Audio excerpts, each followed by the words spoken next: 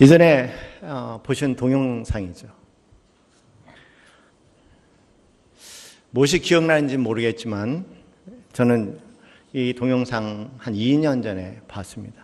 그리고 제가 개인적으로 소장하고 있는 동영상입니다.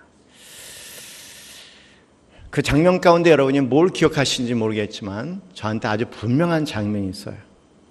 그 장면은 다른 게 아니라 그 장면이죠. 왜냐하면 창자를 한 손에 붙잡고 끝까지 싸우는 그 모습 있지 않습니까? 그 모습이 저한테 아주 강렬하게 박혔습니다. 그날.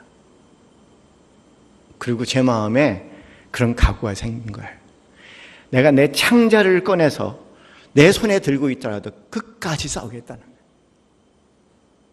절대 포기하지 않고 끝까지 싸우면서 나도 저 사람과 같은 멋진 사람이 되고 싶다. 여러분 들어보시면서 어떠세요? 힘이 생기지 않습니까? 용기가 생기지 않습니까? 하나님, 나도 그런 사람 되겠습니다. 내 창자가 터져서 튀어나와도 국 참고 창자를 한 손에 쥐고서 끝까지 하나님께서 나에게 주신 길을 거침없이 달려가겠습니다. 그날 저는 그렇게 기도를 했습니다.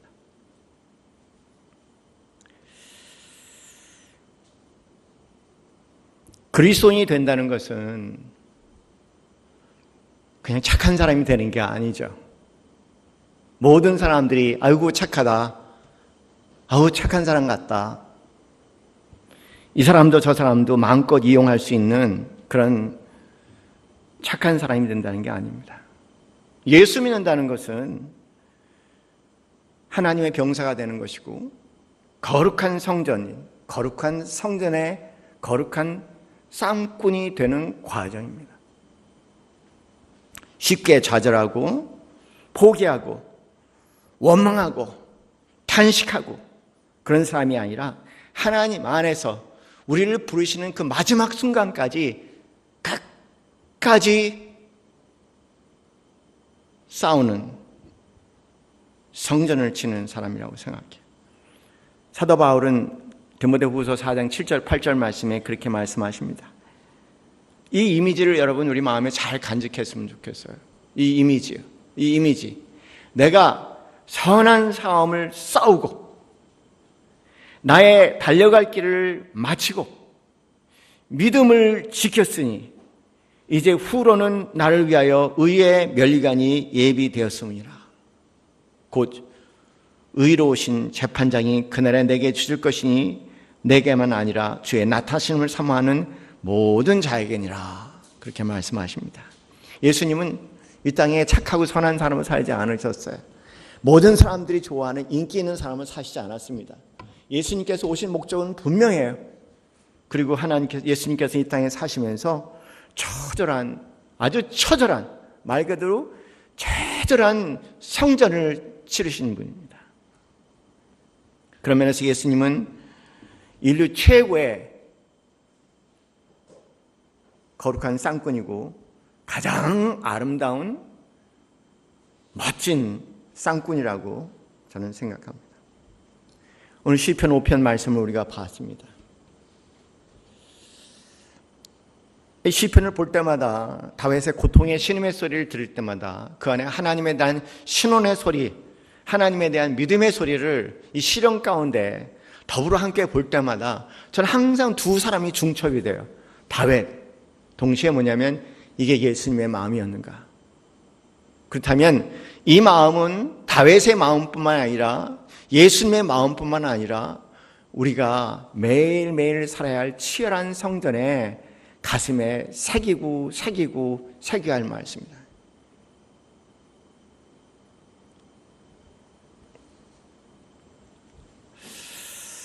옥하는 목사님 고인이 되셨지만 옥하는 목사님 생전에 쓰신 다시 복음으로라는 책이 있습니다. 그 책의 한 부분을 제가 읽어드릴게요. 저는 가난 때문에 고통을 많이 겪었습니다.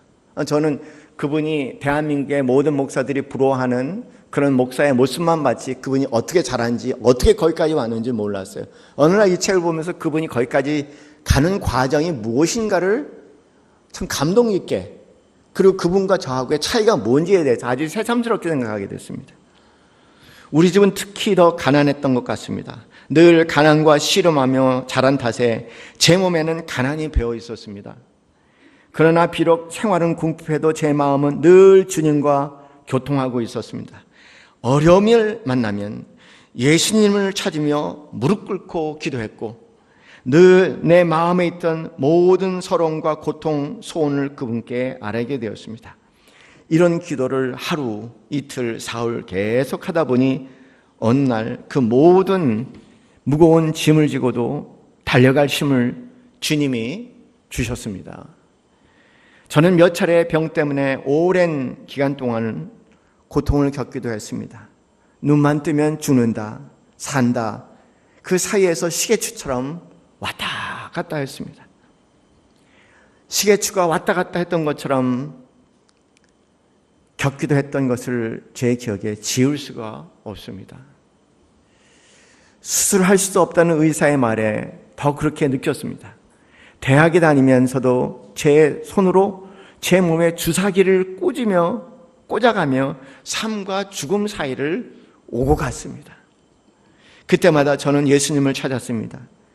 교회에 가거나 아무도 없는 방에 엎드려 성경을 읽다가 마음속에 있는 서러움을 주님께 다 풀어놓았습니다. 그때마다 주님은 제 눈에 눈물을 씻어주시고 제게 다시 일어나 영원한 천국을 소유한 자로 당당히 살도록 소망과 용기를 불어넣어 주셨습니다. 그래서 오늘의 제가 있는 것입니다. 주님은 우리가 부딪히는 삶의 문제를 극복할 수 있는 힘을 주시는 분입니다. 그 은혜로 우리는 인생의 밤에도 일어나 소망의 노래를 부를 수 있습니다. 이것이 옥하는 목사님을 만든 하나님의 위대한 종들을 만든 뒷모습이었다는 것을, 저는 화려한 모습을 보자 한 번도 그분의 고통을 나눈 것을 들어본 적 없기 때문에 가시고 난 후에 이 책을 보면서 역시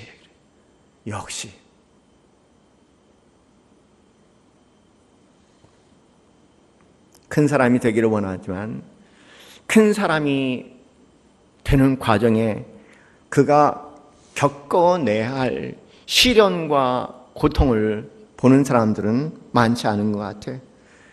큰 사람이 되려는 만큼 그에게는 시기하는 사람들도 많고요, 넘어뜨려고 하는 적들도 많고, 당연히 걸림돌도 많고요.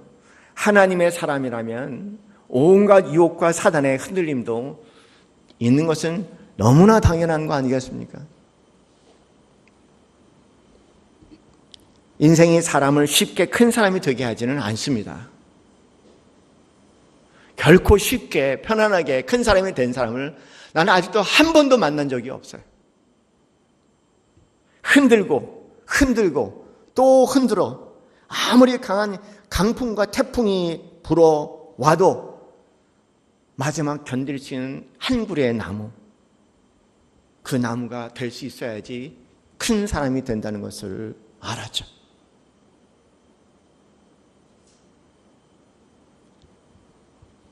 하나님도요, 인생처럼 우리를 흔드신다고 얘기하셨어요. 계속 못살게 흔드신다고 얘기하세요. 그것이 하나님의 계획이라고 얘기하시죠. 야고보서 1장 2절 말씀에 내 형제들아 너희가 여러 가지 시험을 당하거든 온전히 기쁘게 여기라. 이는 너희의 믿음의 시련이 인내를 만들어내는 줄 너희가 알미라. 인내를 온전히 이루라. 이는 너희로 온전하고 구비하여 조금도 부족함이 없게 하려 함이라. 큰 사람이 되게 하려 함이라고 말씀하세요. 큰 사람이 되게 하려 하십니다. 큰 사람은요, 싸움을 통해 만들어지는 사람입니다. 제대로 싸우는 사람들이 큰 사람이 되는 거죠. 요리 싸움 피하고 조리 싸움 피하는 사람은요, 그냥 그 모양 그 꼴밖에 안 돼. 그래서 제대로 싸울 줄 모르는 사람은 큰 사람이 되지 못해. 그래서 모든 사람들에게 사랑받는 착한 사람이 큰 사람이 될 수가 없다는 거예요.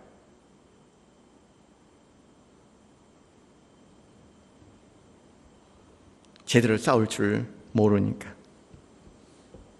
제일 한심한 그리스도인이 어떤 그리스도인이냐면요, 시련은 없어야 된다는 성경에 한 구절에도 없는 이상한 생각을 가지고 시련 올 때마다 내가 그동안 교회 생활 잘하고 내가 착한 일 많이 했는데 왜 내게는 이런 시련이 있습니까? 라고 얘기하는 사람. 시련만 오면은 삐치는 사람들.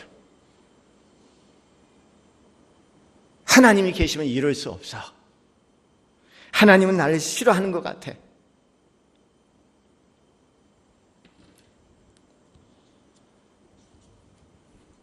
하나님이 왜 흔든지 아세요? 왜 흔들겠습니까? 왜 흔들시겠어요? 심지가 굳은 사람인지 아닌지. 심지가 굳은 사람이 되어가는 과정으로 우리를 흔드시는 거지, 하나님께서 우리를 망하게 하려고 우리를 흔드십니까? 인생도 그래요. 네. 인생도 뭔지 모르게 큰 사람들이 많아야지 세상이 좋은 세상이 되는가 봐. 그래서 인생도 계속해서 흔들어요. 심지가 굳은 사람들, 깊은 사람들이 나오기를 세상에 원하는 것 같아요. 그게 하나님의 뜻이에요. 그래서 하나님도 계속 흔들죠. 그럴 때 뭘 해야 됩니까? 내가 이렇게 하나님을 위해서 희생하고 헌신하고 기도하고 열심히 사는데 왜 나를 이렇게 흔드는 사람들이 많어? 못 살겠다, 못 해먹겠다, 그만하자, 막 투덜투덜 징징징징징징 되는 게, 그렇게 하라고 성경에 어디 기록이 되어 있습니까? 그런데 없어요. 누구 원망하고 누구 때문에 그렇게 하라고 한 곳에 성경에 어느 한 군데도 없어요.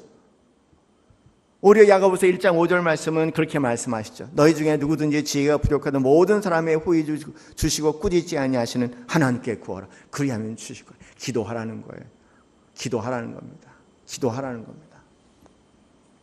사랑하는 성도님들, 오늘 우리 다윗의 모습을 보죠. 여러분, 다윗 그러면은 어떤 이미지가 떠오르는지 모르겠어요. 다윗 그러면 어떤 이미지가 떠오르는지 모르겠지만 저한테는 다윗 그러면 여러 이미지가 떠오릅니다. 우선 사자를 물리치고 골리앗과 싸웠던 그런 다윗의 모습을 보면은 다윗은 사자와 같다. 아주 용맹하다. 그게 제가 다윗에 가지고 있는 이미지야. 근데 그게 전부가 아니에요. 어떤 때는 다윗을 생각하면요, 다윗은 꼭 여우새끼 같다고 생각할 때가 있어요.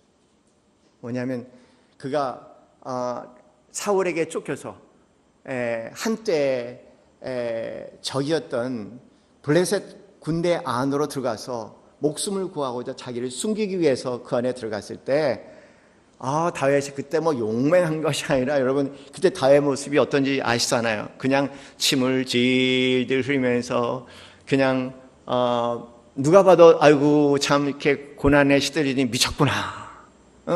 아이고 불쌍하다. 그냥 내비둬. 우리에게 아무런 그런 대적이 될 수가 없어. 그래서 내비뒀어요. 목숨을 살았죠. 그때는 꼭 다윗은 뭐 같으냐면 여우 같아. 여우도 그런 여우가 없어.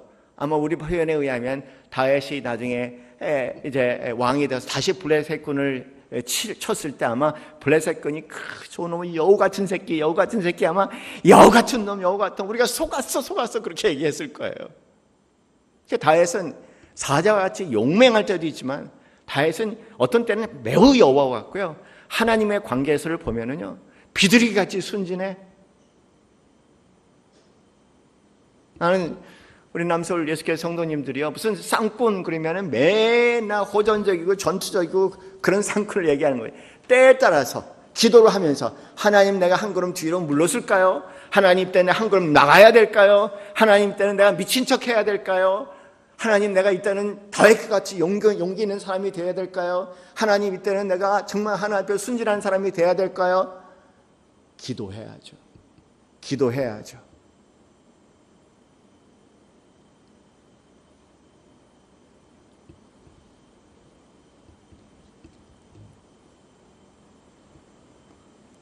야고보서 1장 6절부터 8절까지는 이런 말씀하십니다. 오직 믿음으로 구하고 조금 더 의심하지 말라. 의심하는 자는 마치 바람에 요동하는 바닷물결 같으니 이런 사람은 무엇인지 주께 얻기를 생각하지 말라. 두 마음을 품어 모든 일에 정함이 없는 자로다. 평상시에 신앙생활 잘 하다가 여러 가지 시련, 내 자녀에게 원치 않는 일들이 일어나 내가 열심히 주님을 위해서 헌신하기까지 살아왔는데 내 삶의 형편이 여러 가지로 힘들고 어렵고 우리 관계가 어렵고 정말 하나님에 대한 헌신이 모든 사람들에게 원망으로 돌아올 때도 있고요. 여러 가지 모습으로 나타날 때도 있겠죠. 흔들리지 말라는 겁니다. 흔들리지 말라는 겁니다.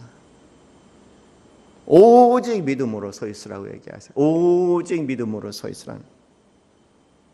그리고 이것저것 생각하지 말고 하나님 내가 원하는 게 뭔지 정확해요. 지금 여기 지금 다윗은 오늘 보면 아주 정확해. 내가 원하는 것이 뭔지 아주 선명하게 그려져 있지 않습니까? 내가 원하는 것이 뭔지를 선명하게 생각하고 원하는 것을 구하라는 거예요. 원하는 것을 바라보는 겁니다. 오늘 우리가 잠깐 본 이 인물, 이분은 카톨릭 신자입니다. 이 인물에 의하면 세 단어가 딱 쳐져 나왔어요. Faith, Determination, Positive Attitude.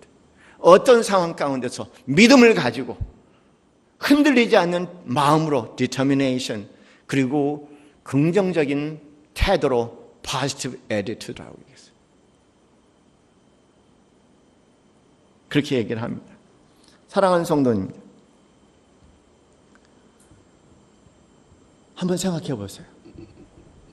예수 그리스도께서 십자가에서 승리하셨다고 성경은 얘기했어요. 이기셨다고 얘기했어요.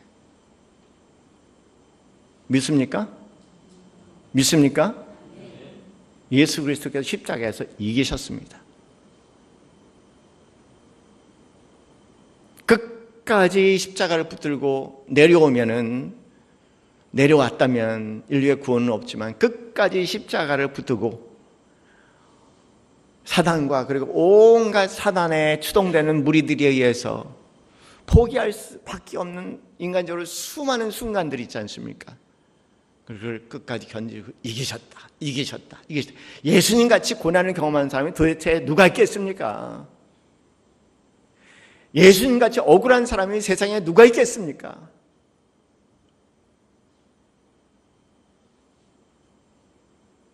근데 끝까지 견디셨어요. 그리고 온전히 십자가를 지셨습니다. 사단이 제일 원통한 게 바로 그거예요. 우리가 실패했다는 거예요. 예수가 승리했다는 겁니다. 우리는 승리하신 예수를 바라보고 믿음과 흔들리지 않는 마음과 그리고 끝까지 긍정적인 태도를 견지하면서 걸어야죠. 사랑하는 성도님들, 전쟁은요, 전투가 많습니다. 우리 6.25 전쟁만 하더라도 얼마나 많은 전투들이 있습니까? 전쟁에는 많은 전투가 여기저기 벌어져요. 그 전투, 다 이기는 전투 없어요. 지는 전투도 있고 이기는 전투도 있고 또 지는 전투도 있고 이기는 전투도 있고 이기고 지고 수많은 전투들. 그러나 그 가운데 전쟁은 승리했습니다.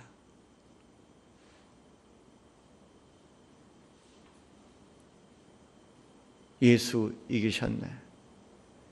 예수 이기셨네. 예수 이기셨네. 이 단어를 좀 꼭 우리가 기억했으면 좋겠어. 예수 이기셨네. 예수 이기셨네. 예수 이기셨네. 예수 이기셨네. 이 말씀이 내가 또는 이 전투에서 쓰러지고 이 전투에서 실패했다고 해도 예수 이기셨네 마음이 다음 전투에는 승리할 수 있겠고 다음 전투에 승리해서 기고만장할 때 그 다음 전투에는 또 우리가 쓰러질 수 있고 질 수는 있겠지만 이 마음은 하나 잊지 말고 싶어요. 예수 이기셨네. 예수 승리하셨네. 그 마음이 끝까지 거룩한 성전을 다 치르시는 우리 사랑하시는 성도님들 되시기 바랍니다. 성경에 등장하는 11서 11장 말씀에 등장하는 믿음의 사람들, 우리에게 위대한 믿음의 사람들을 한 단어로 얘기하면은 정말 멋진 쌍꾼들이라는 단어 이외에는 어떻게 그들을 표현할 수 있겠습니까? 그분들을 착한 사람이라고 얘기할까요? 우리가 생각하는 그런 분들은 아니에요. 그분들이 전투할 때마다 이겼을까요? 아브라함을 보고 여호수아를 볼 때 진 전투 많아요. 그렇지만 포기하지 않았습니다. 하나님의 약속이 있고 우리에겐 예수 그리스도의 승리의 십자가가 있으니까 포기하지 않고, 때는 이 전투 저 전투 쓰러지고 넘어지고 실패할 줄 알도 그 최후의 승리 마음에 지니시고 다시 일어나 노무현 대통령 같이 자살하는 사람은 없어야 되지 않습니까? 아마 원통에 죽을 거야. 지금 내가 살았으면은 상상을 해보는 거죠. 이런 세상이 올 거라고 생각을 했었을까요? 그럼 자살하지 않았겠죠.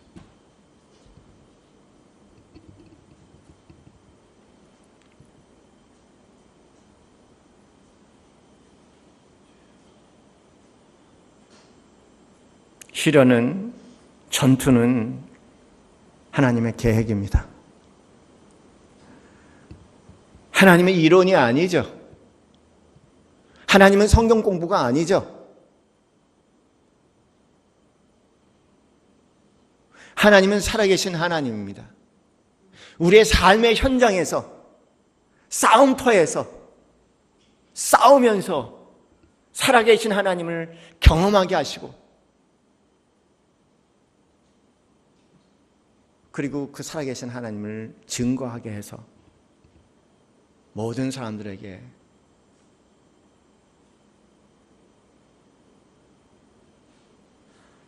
증인이 되게 하고자 하는 하나님의 마음이죠. 이 책, 성경, 하나님의 이야기입니다. 그렇죠?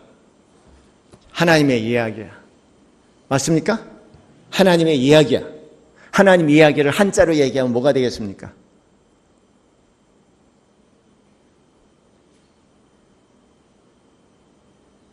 한문 세대가 아니라서 잘 모르겠다고요. 이게 하나님의 이야기야. 그러면 퀴즈를 낼게요. 한자, 두자로 뭐라고 얘기해야 되나 그러면요? 크게 얘기해 보세요. 하나님의 이야기야. 예? 뭐라고요? 신화죠.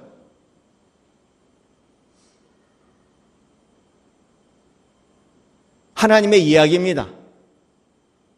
신의 이야기입니다. 그 신화라고 얘기하는 거예요. 이 신화의 목적이 뭔지 아세요? 이 하나님의 이야기가 쓰여진 이유는 믿음과 흔들리지 않는 마음과, 그리고 끝까지 하나님이 나와 함께 하시고 승리하실 것이라는 그런 긍정적인 마음을 가지고 내 삶에 일어나는 여러 가지 우여곡절 끝에 말 그대로 신화를 써낼 수 있는 하나님의 증인이 되고자 이 멋진 책을 우리에게 주셨잖아요. 이거 얼마나 멋집니까? 세상에 이거보다 멋있는 책이 세상에 어디 있습니까? 이거보다 위대한 이야기가 세상에 어디 있습니까? 우리의 삶의 현장에서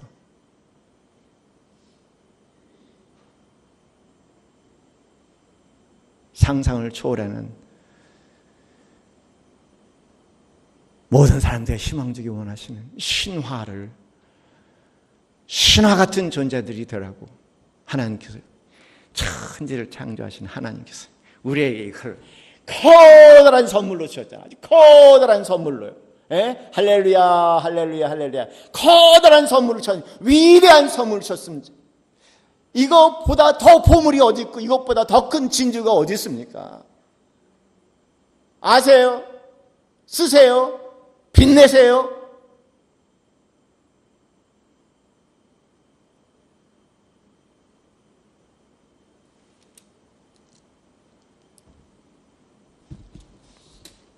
기독교는 도덕과 윤리가 아닙니다. 거룩한 신화들을 써나가는 위대한 사람들의 이야기입니다. 그 삶에 동참하시는 여러분 되시기 바랍니다. 절대 포기하지 않은, 이미 짓잖아요. 내가 한 손에 터진 창자를 쥐고라도 끝까지 내가 달려갈 길 다 가겠다고, 주저앉지 않겠다고, 포기하지 않겠다고, 원망하지 않겠다고, 끝까지 달려가겠다고 벌떡 일어시는 여러분 되시기를 주님의 이름으로 축원합니다.